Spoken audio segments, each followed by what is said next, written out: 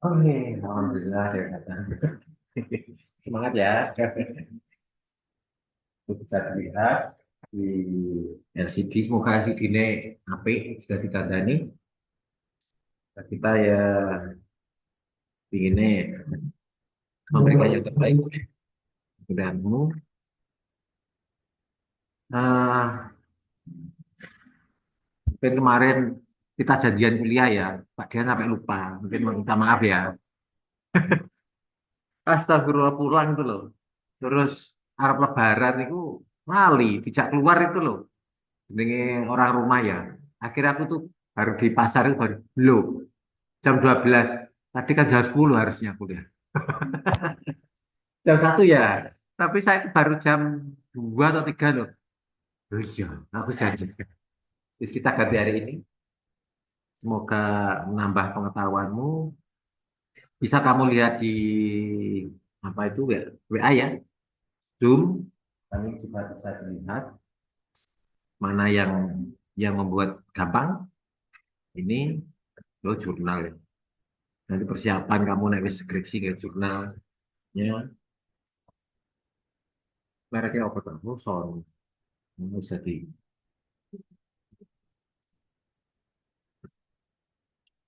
uh, di dalam sari. Ini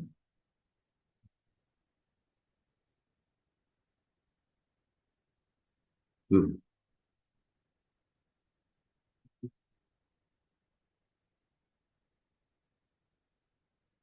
Kita pelajaran yang pertama teori perencanaan pembangunan dulu ya. Eh, ini apa sih kamu buka yang pertama?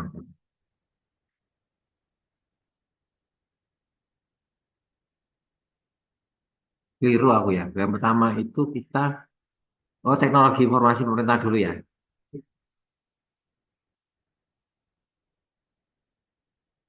Teknologi informasi pemerintah. Pak Dian juga HP ini kemarin itu apa ya?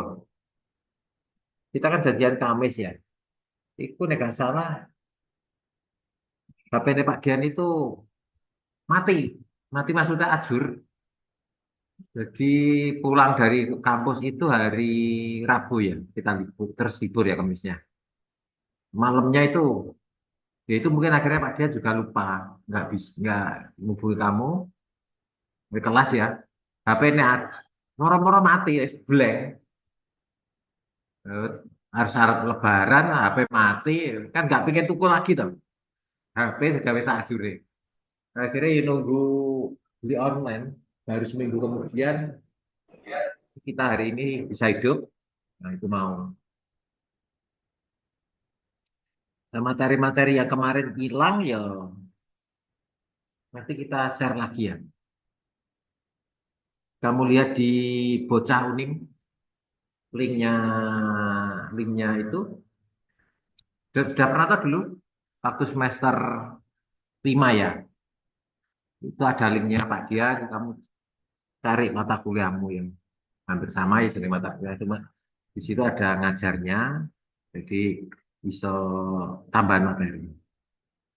Nah, ini ada pertemuan keempat, harusnya kita keempat ya. Ini kita bicara tentang, loh, ya apa? Oh enggak ya, loh, Nah, pas mati lihat di atas, kelihatan ya. Gitu.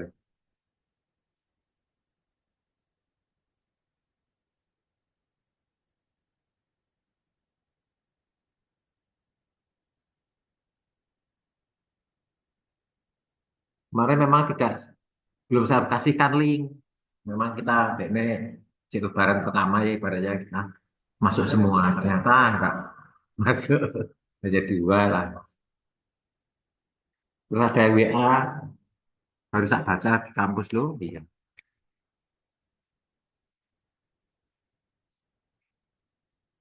Alhamdulillah, baik ya.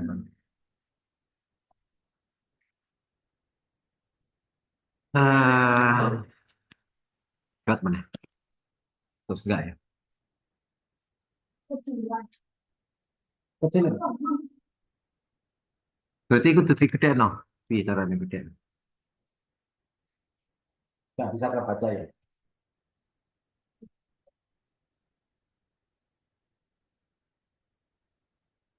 Setting.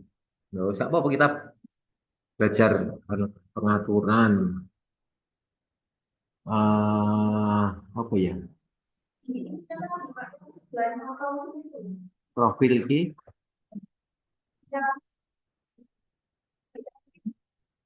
Oh, e-learningnya ya. Oh, ini ya. Ini 75 ini ya. Ini.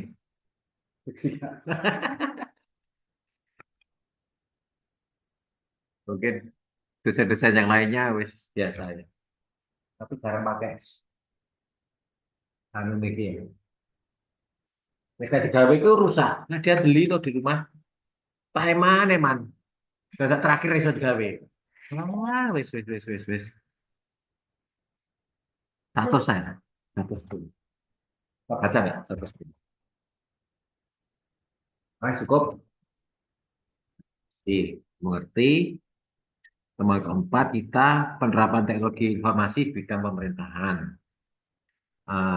Ini apa di dari e-learningnya ini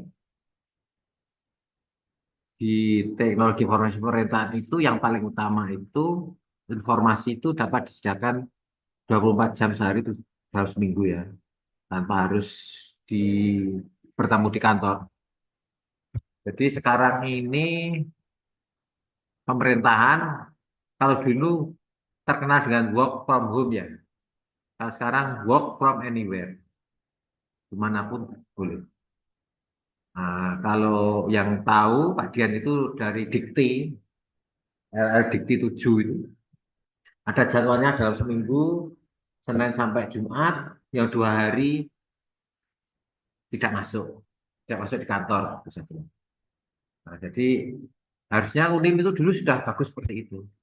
Ya, mungkin makanya kamu sebagai mahasiswa, ya pinginnya di rumah ya, mungkin dalam arti yang penting kan pengetahuannya. Tapi di kampus kita ya balik lagi harus di sini. Ya, piye meneh. Kemarin kita nyoba, dadak Pak Dian lali. Lali pertama ya karena suasana lebaran ya. Kedua, ini Pak Dian rusak. Jadi tak pakai moro-moro muncul di tok, gitu. Wes, masalah. Baru harap lebaran sampai 1 2 hari gitu baru oleh kiriman HP. Masalahnya apa? Hilang semua akhirnya data-datanya. Kalau kamu nggak WA Pak Dian gitu paling ya hilang. Bisa materinya juga ya kemarin semoga sudah kamu download ya. Pertemuan 1 2 3 4. Belum ya? Pertemuan ketiga sampai ada. Nggak ada, belum. Ya wes. Jadi sama-sama nolnya ya. Ini pertemuan keempat, besok kelima, 6, 7. 4, 5, 6, 7. Berarti bulan Mei pertengahan kita UTS. Nah, seperti biasa, ya, supaya kamu gak kesusu-susu, dosen yang kan pakai tugas-tugas mata kuliah bisa digarap sesuai dengan mata kuliahmu ya. Nek teknologi pemerintahan ya kamu cari berita-berita tentang teknologi pemerintahan. Nek tata kelola keuangan, teknik penyusunan apa tata kelola itu, ya, ini kita sedang tata kelola keuangan ya. Nah itu kamu pemerintah sekarang ada perang dagang, gitu ya. Guys, cocok ya jadi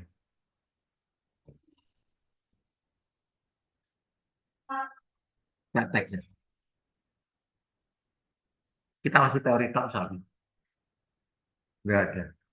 Iya, pengen di, dibuatkan, maksudnya mungkin dalam pembagian ya, cara nyusunannya apa apa gitu.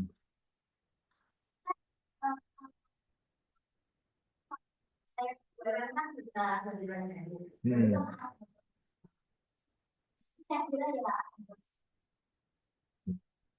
Ya, ya kamu masukkan ya, kok bisa kok tak tak tambahi anu nih supaya kamu ngerti arus kasnya bagaimana. Jadi kan kemarin tuh harus kita hanya belok modelnya yang ada di misalnya kota Mojokerto itu seperti ini.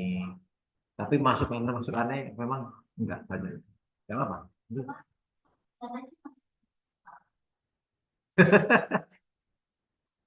Ya, ya, ya.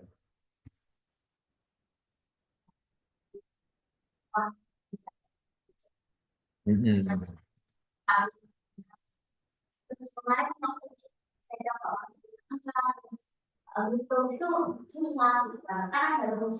Iya, ya. Ya, ya.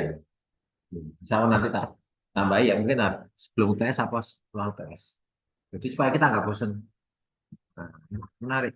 Karena memang kalau kemarin tekniknya sekarang tata kelola karena sekarang tekniknya ya membuatnya ya kemarin tata kelola. Harusnya teknologi pemerintahan juga kita juga harus ada sedikit prakteknya ya. Bagaimana kamu ini kan kalau ini daya teori aja penerapan. Padahal di Pemda itu bagaimana? Ini Pak Dian itu ketika sekarang nggak ada praktisi mengajar ya. Kalau dulu ada praktisi mengajar itu banyak materinya. Aku hanya khawatir apa ya, bosen itu loh. Nah, tapi tidak apa-apa. Sangat, sangat, sebentar ya.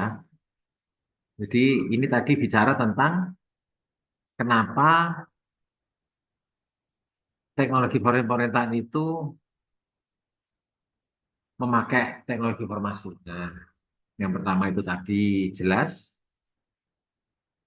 bisa pelayanan 24 jam dalam seminggu, dalam pokoknya 24 jam ya. Terus peningkatan hubungan pemerintah itu lebih transparan. Mungkin ini mahasiswa teman-teman ini ada yang sudah diajak dosen untuk kolaborasi penelitian belum? Belum. Tahun ini belum, belum ada yang hubungi kita ya tadi. Berapa? Januari ya. Kamu BNI. Nah, itu termasuk transparansinya yang terutama Pak mahasiswa itu di bidang pengabdian. Nah, penelitian mungkin enggak. Nah, itu kelihatan bahwa kamu nanti bisa, nek kamu dijak, nah, itu bisa apa jenenge mengawal nanti dosen misalnya cara mengumpulkan data yang benar itu bagaimana kan di lapangan walaupun tetap di asuh sama dosennya ya, itu harus tapi belum belum Mbak kamu belum Mbak Desi Mbak mungkin sama ngerti tak masukkan gak Pak Dian ya ya benar kan sudah yes semua ngerti ada terus diterima rezeki bareng-bareng dibagi yang penting laporannya bagus benar-benar real ya dan bermanfaat nah, ya. Soalnya ya waken penelitian nggak banyak. Kemarin itu tak ambil anak semester 2 kan ternyata belum masuk. Yang masuk kita ketemu semester 6 ini ya kamu. Desi ambil siapa? Apa sih namanya? Alfiana Ki Desi ya. Clarissa. Desi apa ya? Tidak ada ya, ya. Ada ke semester 2. Ya, ya, ya. Ada semester 2. Ini kan memang karena kita hanya ketemu seminggu sekali ya. Kadang ya bagian itu gak pakai apa. Makanya nek kamu sering masuk gini lah, aku kan apa Mbak iki Larissa. Ya, gitu. Ya wis kan lah. Gede dhewe kecamatan Januar kayak gitu. Tapi kadang lupa jenenge. Yang kedua adanya keterbukaan transparansi. Yang ketiga adalah pemberdayaan melalui informasi yang mudah diperoleh. Yang keempat lebih efisien dan efektif. Ini sambil saya lihatkan hmm, karena HP-nya Pak Dian itu hilang rusak itu. Akhirnya mengumpulkan data lagi. Bentar, bentar. Oh ini ada. Semoga bisa kita, nah yang di e-learning itu kok kayak kurang kurang banyak ya di sini. Ini drive. Hmm. Betul.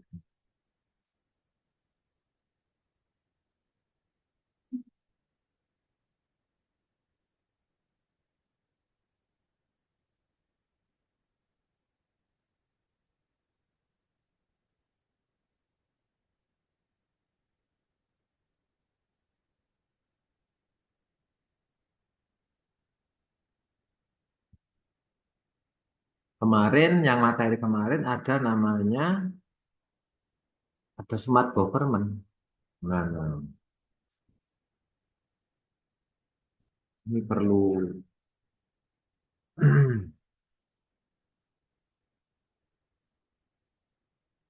Jadi pemerintahannya ganti, kebijakannya pendidikan juga ganti. Cuma nggak orang ya. Dulu itu mahasiswa apa ya? MBKM. MBKM sih kan nggak ada ya sekarang. Jadi lumayan untuk mahasiswa-mahasiswa gitu.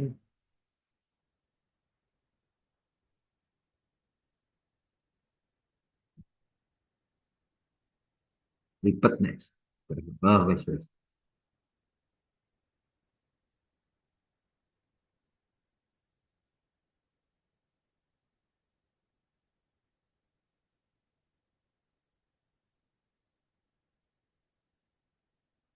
Nanti biar saya sharekan lagi materi 1 sampai 4 ya.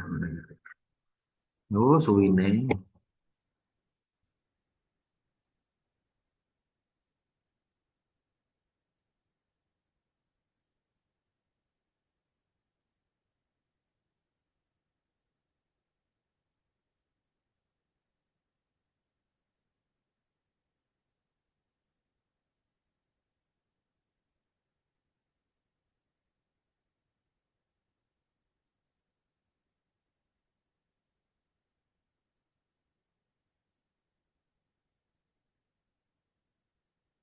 Hujan ya. Hujan ya. Yang penting aja banjir. Kemarin di Pacet itu ya, di Cangar ya, sampai enak korban.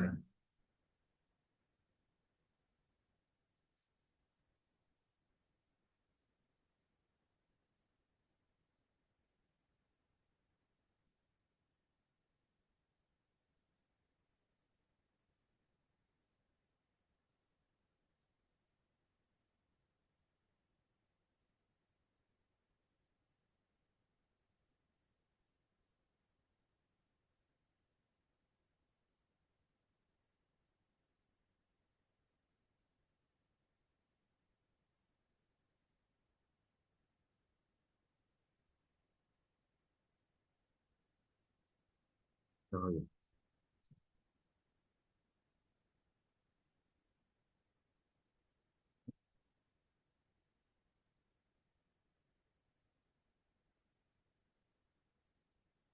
Oh, wes. Sudah.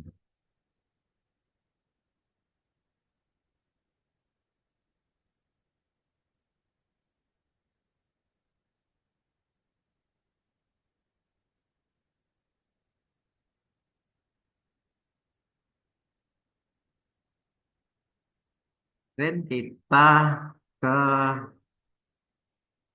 smart governance ya, belum ya? Smart governance ini ceritanya. Jadi dengan teknologi informasi pemerintahan itu, pemerintah memang harus dituntut lebih cerdas. Smart governance itu apa? Ada smart city ya. Nah ini dari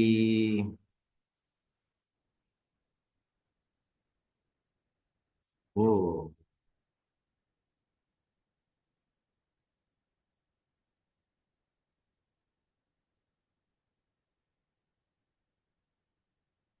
dan tadi saya berangkat ke kampus jam terang beneran. Lewat, ya lewat, ketemu sana, kemudian itu ya, ke bagian. Nah, ini Monggo. Ini yang disebut dengan smart government. Nah,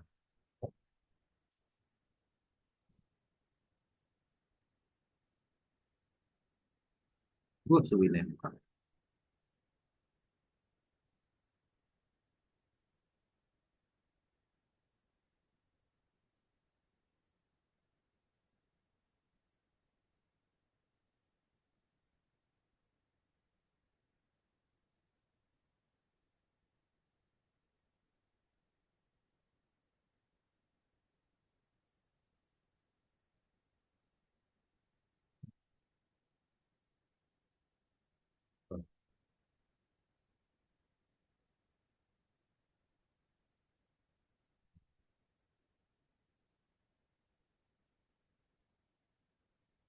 Kalau kita ngertinya dulu smart city, berarti kota yang cerdas.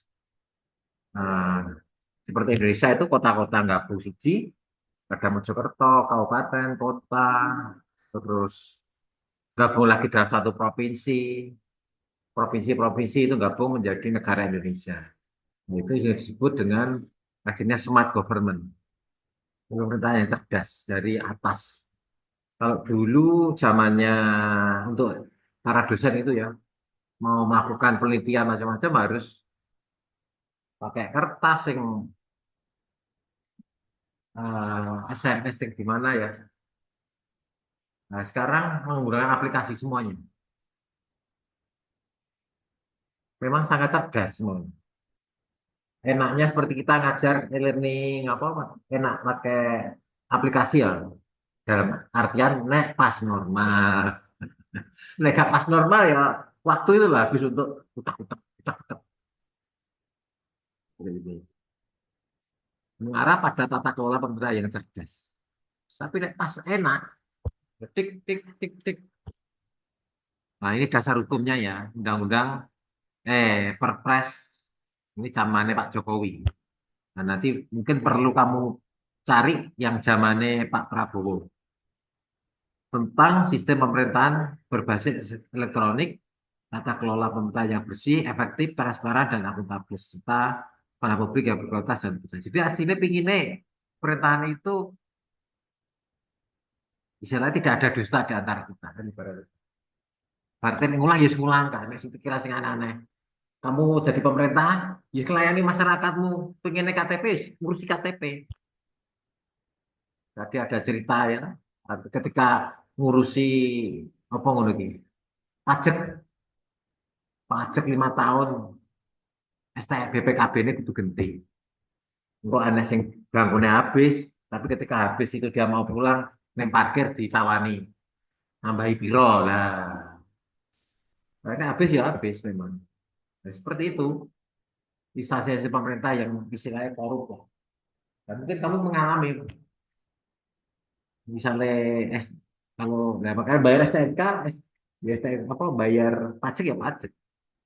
Kalau dulu leren jal, apa ya, kudu tuku amplop, kudu tuku map, kudu tuku plastik. Ya, mungkin mas saya urang ewu ya, dikumpulnya sesuai 15 euro boleh. Nah, seperti itu. Jadi harus bersih, efektif, transparan. Sampai ini pajaknya ini, nek gak perlu ya, plastik yang lama bisa dipakai. Tuku map ya kayak apa. Itu maksudnya smart government seperti itu.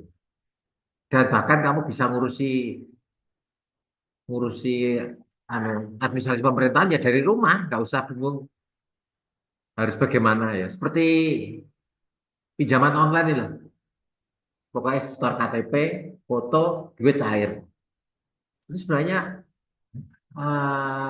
pemikiran yang fleksibel. Tapi kadang jenenge elektronik itu ya ono ae sing diakali akhirnya rusak. Nah, sebenarnya smart government ini tujuannya seperti ini. Bersih, efektif, dan sebagainya. Smart government itu terdiri dari berbagai indikator, salah satunya adalah smart city, kota yang cerdas. kotamu Mojokerto wis cerdas guru. Kamu kisah ngomongin Mojokerto kota mana? Wis mengalami sing darani kota cerdas gitu. Si gampang apa-apa nih. Gak ada nggak ada ya. Padahal ini Pak Rektormu jadi wakil wali kota harusnya ojo-ojo itu. Pak, saya mahasiswa UNIM kok. Iya Pak. Oke, ya. Smart City itu berarti kayak kamu main game kan lah. Kayak game kota, ngono ki. Nah, kayak Lampung ini ki wis serang arah ketabrak sepur ibaratnya itu. Tapi ono ya, tutup pengen enak sepeda motor sing. Itu berarti kurang cerdas. Ya. Mungkin separuh-separuh cerdas. Jadi, inti dari teknologi baru pemerintahan itu adalah kota yang cerdas. Dan itu banyak mau dibuat konsepnya macam-macam ya. Dulu ada kota namanya di mana ya? Di Jakarta itu apa? Kota Harmoni itu apa itu? Kota. Jadi akhirnya saking berpikirnya sangat cerdas itu, akhirnya menjadi mangkrak. Itu sih repot ya. Jadi kecerdasan ini mengikuti kehidupan yang ada di situ. Nek kecerdasan ya bingung. Misalnya kamu enak melaku neng jalan neng alun-alun misalnya. Terus ingin pipis lah ibaratnya ya. Kan kudu gawe tombol sing gawe misalnya kudu gawe KTP ini diklik baru buka jadinya ngono misalnya ya repot juga ya akhirnya kebelet ngompol lah seperti itu gitu kecerdasan. Jadi ya mungkin ya bagi kita itu setengah manual setengah otomatis.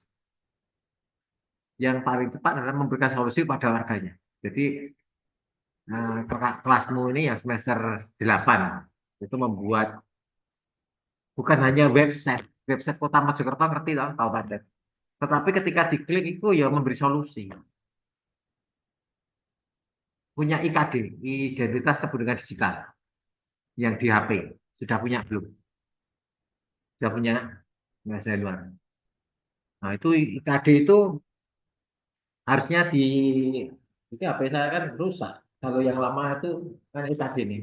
Mungkin kanggo ngurusi anu kan tek, ngono. Aku yang ngurusi lagi om. Hilang berarti. Itu loh. Repotnya elektronik. Jadi kita harus banyak berdoa juga elektronik. Ini kadung obong IC-nya ya masalah. Nah, makanya harus dihubungkan dengan pemerintah. Oh, betul. Itu namanya Smart City. Smart City itu nanti kota yang cerdas benar-benar itu masyarakatnya cerdas, aktif, produktif, dan pemberdayaan. Jadi benar-benar cerdas. Masalahnya banyak generasi tua yang belum cerdas juga. Itu loh, jadi tantanganmu. Iya ya. Terus pokoknya kalau dulu film-film, kalau dulu Pak Jihan zamannya filmnya apa? The Back, The Future. Nah, ketawasan. Jadi ingin itu ingin tuku roti, terus boro-boro seteko dewe. Ingin ya termasuk kuliahnya jadi sebenarnya cerdas ya kita. Gak usah sampai udanan ke rumah dari rumah sih. Salah karo aturan itu repot. Nah, ada yang smart living, kelayakan kualitas kesehatan dan transportasi. Nah, lah kamu ke sini nggak ada angkot loh sekarang, sepedaan, udanan. Harusnya kamu tinggal duduk mana, terus ini naik jalurnya, nanti pulang juga ada, gak usah nyetiri, bayarnya tak angel-angel. Kalau di Jakarta kan sudah ada, apa itu? Transjakarta. Kali ini Trans ini sudah pernah nyoba, Trans Jati sudah, tekan di yang jalur jauh. Lamongan, Dawar Blandong, kem lagi. Tapi balik iso, kangen agak ke sana. Jadi gitu ya. Tapi tertentu ya, si Jabon belum ada. Jadi misalnya kono enak ya. Jadi misalnya malam Dawar Blandong ya misalnya. Kayak duduk aja. Jadi gak ada alasan Pak Dian nanti agak telat ya. Kamu jam 5 udah lunggut tak. Nah, itu termasuk apa dari smart living dan kesehatan. Kesehatan awalnya bingung Pak kakek kudanan Pak. Masuk di genetik ini paling Kita, oh ternyata gejala tanggal tua. Lihat ya, saya kamu gak ngantuk. Terus ada yang disebut dengan mat ekonomi, ekonomi ekosistem perekonomian. Kita sudah ngerasa, no, sekarang perang dagang ini serem-seremnya antara Cina dan Amerika siap-siap ya belum belum kerja semua ya, kuliah ada ya. Banyak yang akan tutup pabrik, terutama padat karya, garmen, alas kaki, masuk ke ini tuh. Pokoknya sih padat karya apa itu. Soalnya mau ekspor ke Amerika, ya ekspornya itu mahal. Misalnya harganya mau siki 10.000, ditambahin 32% berarti jadi 15.000. Kan lebih mahal ya. Harusnya kan misalnya harga 10.000 masuk ke Amerika ya, jadi 8.000. Itu paling kamu yang suka mouse misalnya beli, masuk tuku mesti. Demikian juga kan negara kita itu mungkin hanya 12% ya dari sana. Tapi enak premane, enak anu. Nah, akhirnya biayanya mah itu termasuk pengganggu ekonomi. Harusnya seperti pinjol itu mau, ibaratnya tahu butuh duit, klik air gitu ya. Kamu mau beli apa? Sekarang kan sudah ada kris macam-macam ya. Tapi kadang ya anggaran juga masih yang pakai kris itu. Masuk beberapa ekonomi harus smart. Karena tidak semua orang desa kita HP ini misalnya Android lah. HP ini paling bisa SMS. Halo, itu malah sing bakal lombok duitnya akeh sing halo ngono ki. Pakai pulsa 5.000 ngono ki. Nah, sing mahasiswa kene iki baru atau ya apa namanya Android gitu.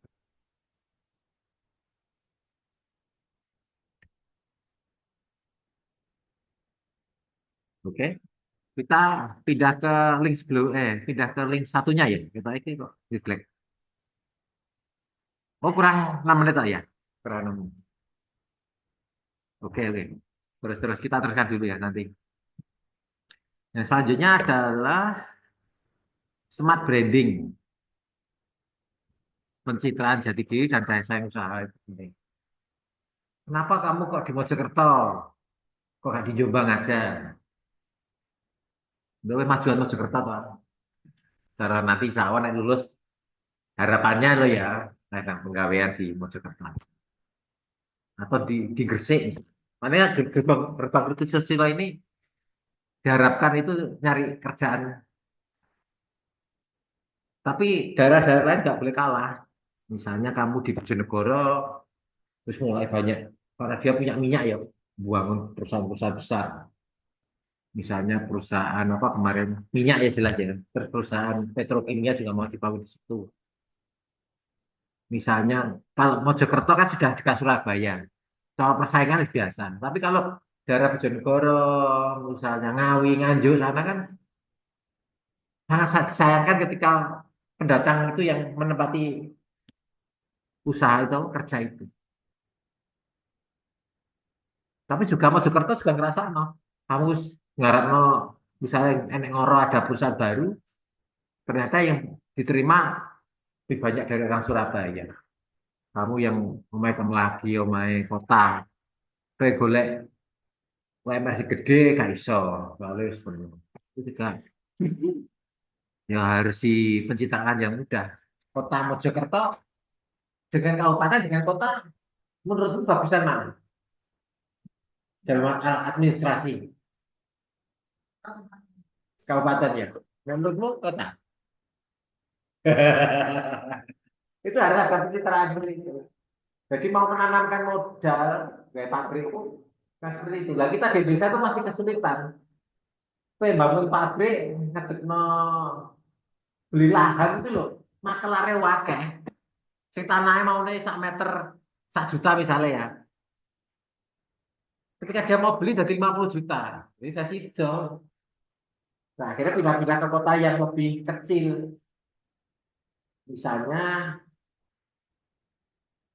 pabrik baja itu Mungkin pabriknya di kabupaten, tapi kantor pusatnya di kota.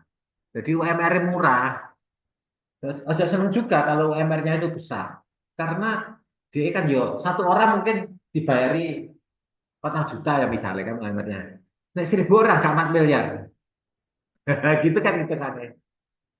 Akhirnya pindah ke daerah Magetan yang UMR-nya masih 2 juta. Bojonegoro atau ke Bojonegoro lah. Lamongan ya lebih dekat sini.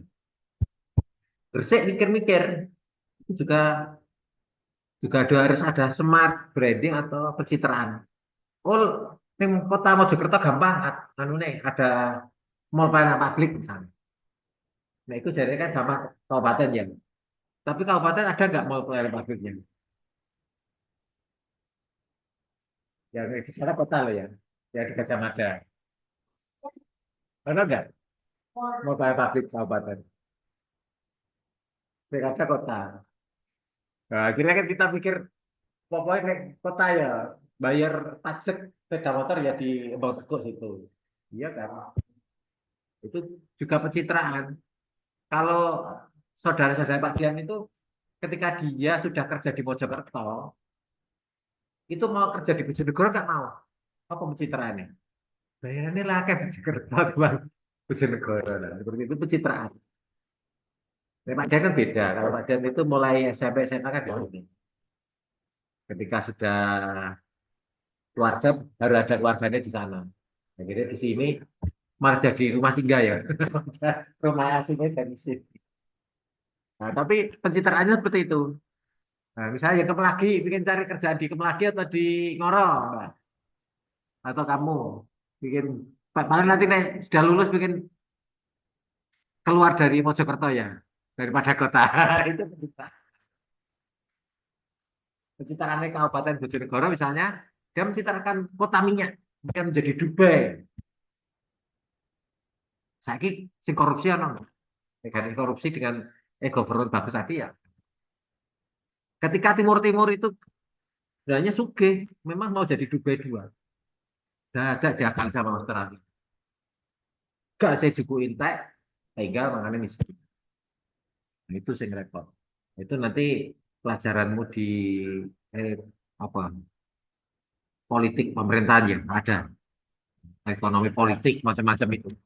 Memang harus bisa berpolitik, mepolitiki, tapi aja sampai kena politik teman-teman. Nah itu loh. Nah, ini kalau kuliah di ilmu pemerintahan, ilmu pemerintahan ya, ya salah satunya ada ilmu politik. Nah, smart selanjutnya adalah tata kelola pemerintahannya. Tata kelola, jadi smart, gampang. Mau investasi, mau apa, lebih mudah. Makanya kenapa negara Cina itu gampang apa-apa, mau bangun. Makanya Amerika aslinya gedem-gedem negara Cina itu karena investasinya gampang di sana daripada masuk ke Mojokerto mungkin. Akhirnya pabrik macam-macam di sana. Vietnam yang Asia Tenggara itu lebih mudah daripada Indonesia. Kita mau kena pabrik Apple aja kemarin, tinggal TKDN macam-macam. Akhirnya bangunnya di Vietnam. Nah, itu kan termasuk pencitraan dan tata kelola pemerintahan yang baiknya gimana. Harusnya ngalah sidik, tapi rakyat itu loh bisa oleh makan dengan pegawai saya kerja. Ya, akhirnya pindah. Ngoro itu kita kok ya mulai mau cari kota yang lain di Nganjuk siapa sih bayarannya itu juga tantangan.